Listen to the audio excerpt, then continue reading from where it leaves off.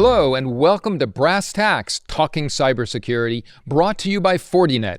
I'm your host, Joe Robertson, and cybersecurity is exactly what this show is about.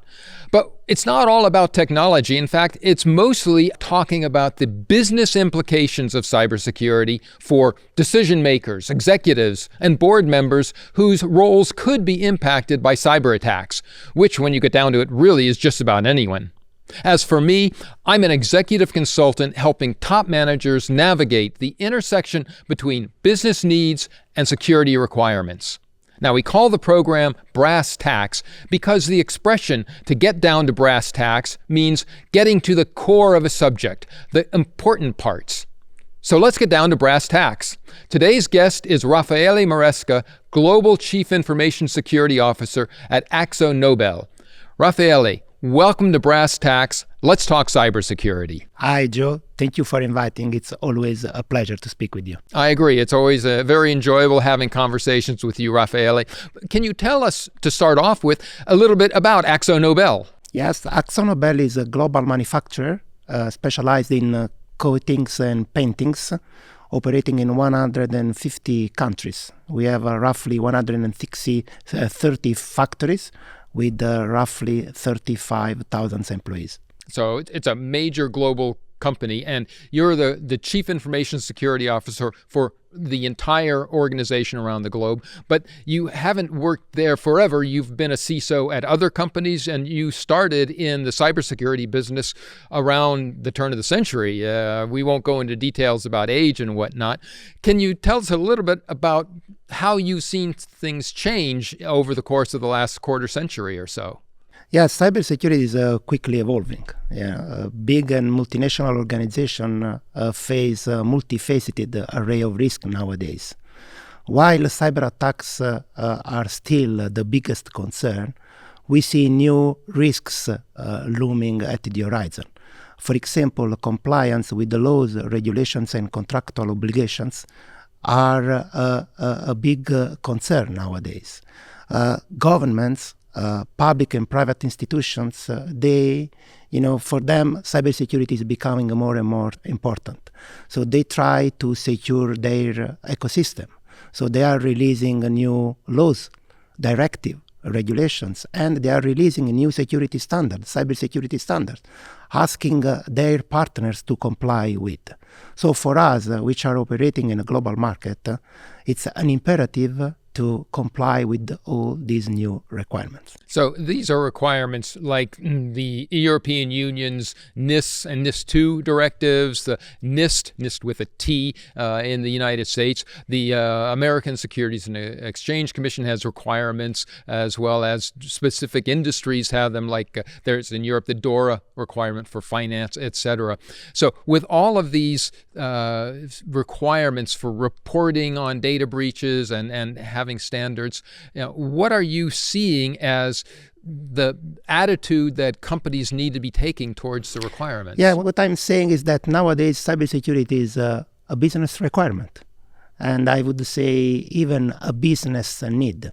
If we are not recognized as a trustworthy partner, we will be unable shortly to compete in the global market. We will be out of the market. That's an obligation. So these requirements, like the European Union, U.S. requirements, et cetera, not only are they requirements towards the regulators, but towards your customers and your partners as well. Yes, of course. We see a growing number of contractual clauses asking us to comply or to raise the bar with the cybersecurity.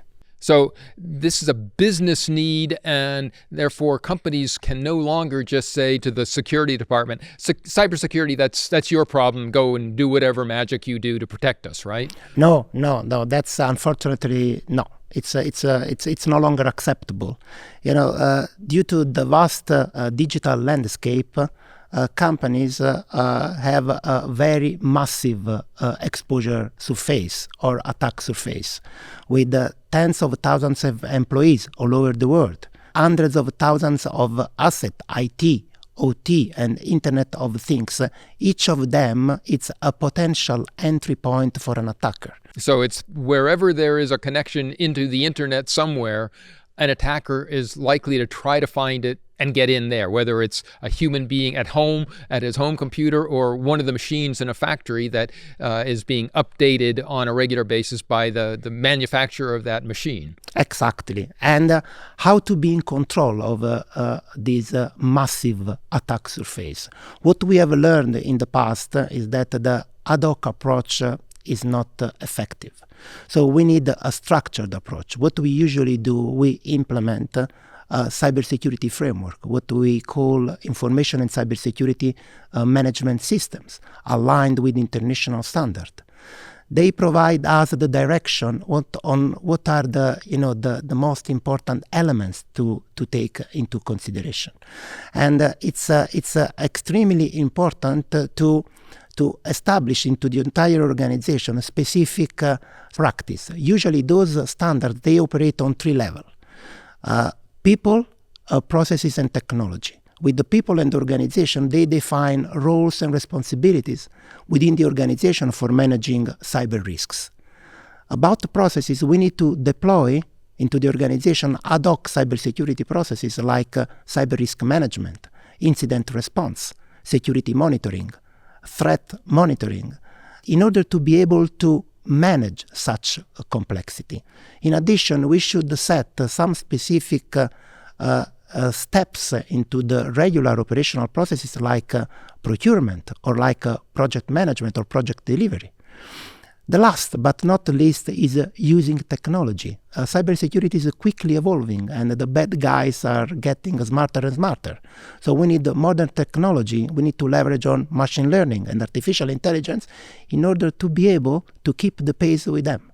Because, as you say, the attackers are doing more and more with the technology. We need to be able to be ready with technology as well. But it's not just about technology. It's about the people in the organization. It's about the processes that you put in place that include cybersecurity as part of the process, not as the object of the process, and not as just tacked on at the end, but something that's built into all of the processes that you've got in place in the organization. Exactly. You're a CISO. How does the CISO fit into all of this? The cybersecurity chief information security officer and your team. How do you fit in? Yeah, we are essentially responsible for managing such risks into the entire organization.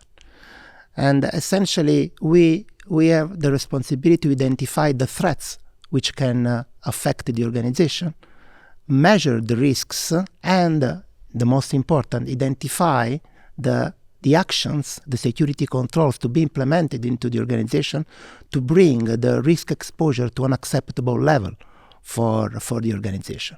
And this complex responsibility requires a unique set of skills, which are difficult to find on the job market. It's already difficult to find cybersecurity skills in general on the job market, then finding people who are able to deal both with the technical and the executive aspects of it and the regulatory aspects. It's got to be quite a challenge for you. And you're not the only one. I'm sure a lot of the people who are watching this are facing that same challenge. What should the organization be expecting of the CISO? And here I'm not talking about the technology, but all of the other departments. You talked about procurement, you talked about project management, the operations. What should they be expecting of the CISO, and what shouldn't they be expecting of the CISO? Yes, as I said, we are essentially risk managers. We look at the reality with a special angle, which is the risk. And we should be able to identify the risk and explain such risks in a language which can be understood by not expert. That's, I think, the most challenging aspect of our job. The second one is to identify the actions that they should take for reducing the risks over the entire organization. And this is, for me, the most delicate part that any CISO should tackle into the organization. Even the first topic to discuss into the organization when she or he joins a company, or even during the job interview. What we say, the risk governance model. So how the responsibility are distributed over the organization. And, for me, it's essential to clarify at the top level how the risks are distributed. We are talking about risk ownership. In the past, we believed that the risk ownership was just on the shoulder of the CISO, or the security team. But this model failed in the past. Now, the risks, the cyber risks, should be distributed over the entire organization and should be connected with the asset owners, the asset ownership. So the asset owners are also owners of the risks connected to the asset and accountable for their remediation. The role of the security team is to show them what to do and monitor their execution and monitor the actual risk reduction. So what you're saying is that things have changed in the last quarter century from when cybersecurity was a purely technical and technological issue to one where, because it's a business issue, that you can't let all of the responsibility rest upon the security team because they don't have the ownership of so many of the assets that are at risk. So asset owners, whether asset owners means production managers or IT managers, they need to step up and take the responsibility with the help of the CISO and the security team. Exactly. We can make an example of, in many companies, for example, the marketing plans is a sensitive asset, and they should be protected. So the owner of the marketing plans is the marketing department, and they are owner of any risks connected to this piece of information. As a security team, we should help them in identifying the risk and indicating what are the measures to be taken for protecting this important piece of information over the entire life cycle. But of course, we cannot be directly responsible for implementing this type. This is, again, as I said, a model which failed in the past. Now, risks must be distributed over the entire organization where there is a risk exposure.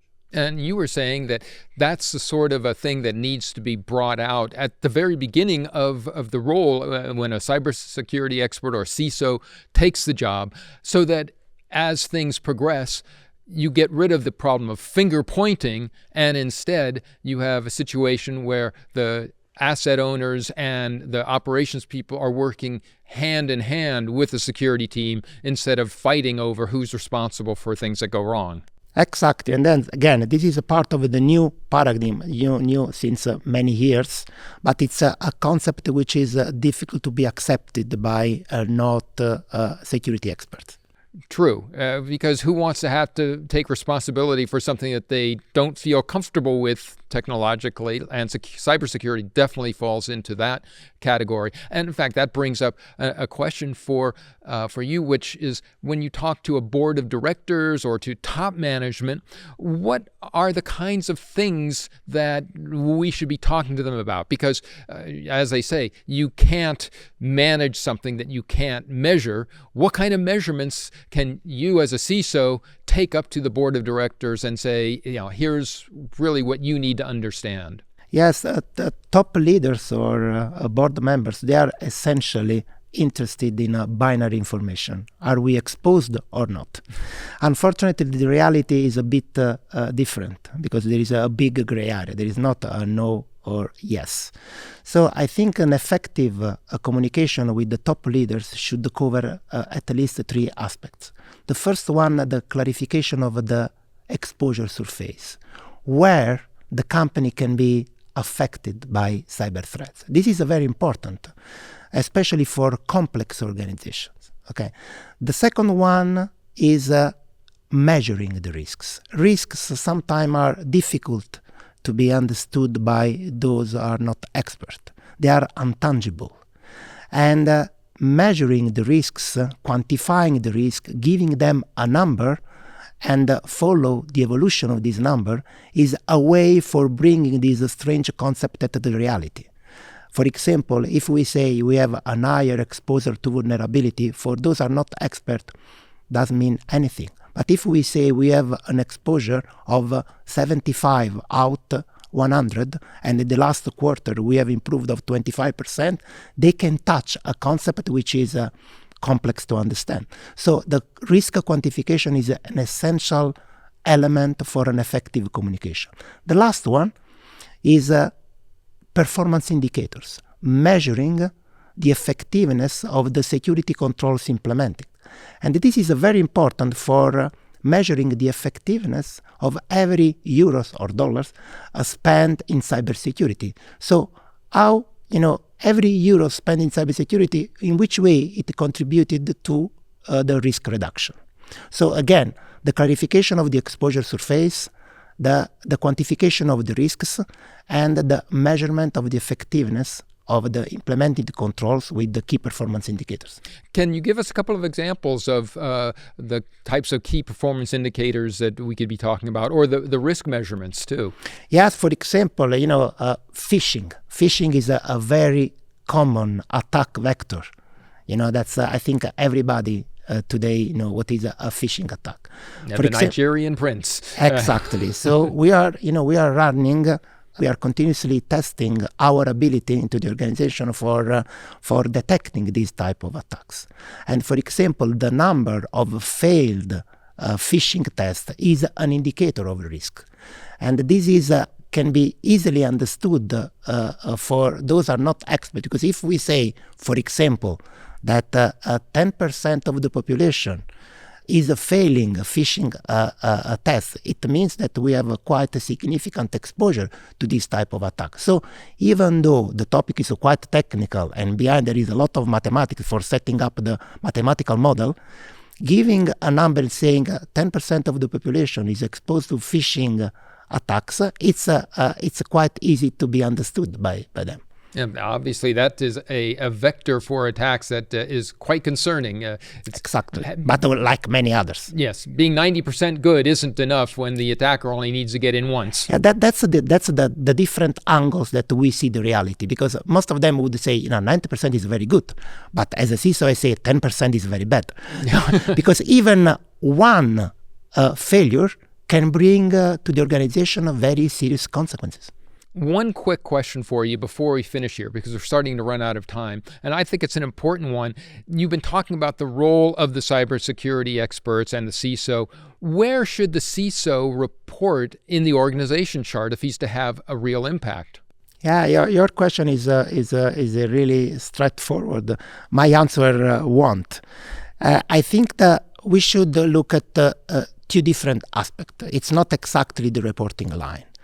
The first one is, as I said, the risk governance model. What are the responsibilities of the CISO into the organization? And again, I think that the three lines of defense model is a good model for setting up the right governance. And what's that? Can you explain it quickly? Yeah, it's quickly dividing the responsibility for managing the risk in a specific way, where the second line of defense is responsible for assessing the risk and indicating the actions to be taken and monitoring their correct execution.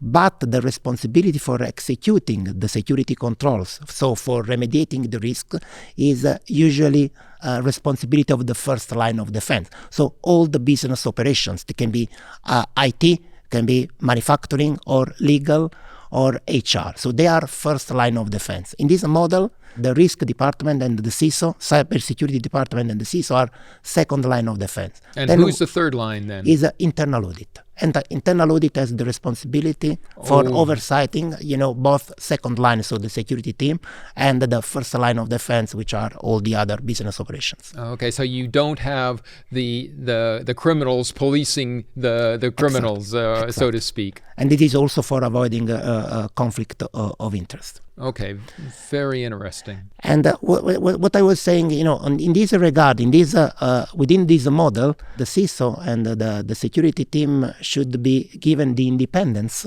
for assessing the risks and for demanding their reduction should be given the right authority. And this is regardless of the reporting line.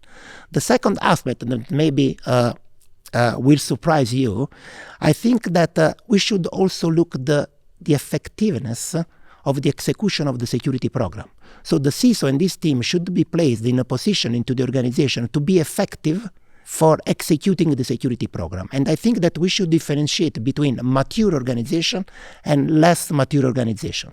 For less mature organization, I think that the CISO and this team should be close to the first line of defense. even being part. Okay, because this way they can work together and build the foundations of cybersecurity. While in more mature organizations, they can, I think it makes sense to have the CISO and the security team as an independent entity in a higher position into the organization in order to avoid conflict of interest being in the first line of defense. Because conflict of interest are unavoidable. That's quite interesting that you say that, because often we hear that best practice is for the security team to be independent exactly for that reason, but that as you're building up your ability, being part of the IT organization, for example, makes sense. Absolutely, yes. Yeah. Okay. A lot of very good information, very dense, very concentrated. Thank you so much, Raffaele. Really appreciate the time that you spent with us here today. Thank you very much. It was a great pleasure. Well, that's it for today's Brass Tacks with Raffaele Maresca, Global Chief Information Security Officer at AkzoNobel. I hope you found it interesting, and with any luck, you also found it useful. At least I hope so. Please join us again for another episode of Brass Tacks Talking Cybersecurity, brought to you by Fortinet.